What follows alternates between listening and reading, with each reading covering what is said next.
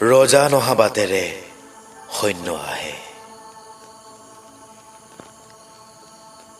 বিজুলী বাতি নজ্বলা গাঁওবোৰ জ্বলে কেতিয়াবা বাৰুদত।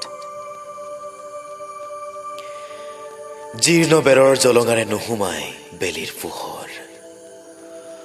অনায়াসে সৰকে জাউৰিয়ে জাউৰিয়ে তপত বোলে। গাঁওবোৰলৈ ৰজা নাহে, মাজে সময়ে এন্ধাৰৰ সাজ পিন্ধি ৰজাৰ সৈন্য আহে।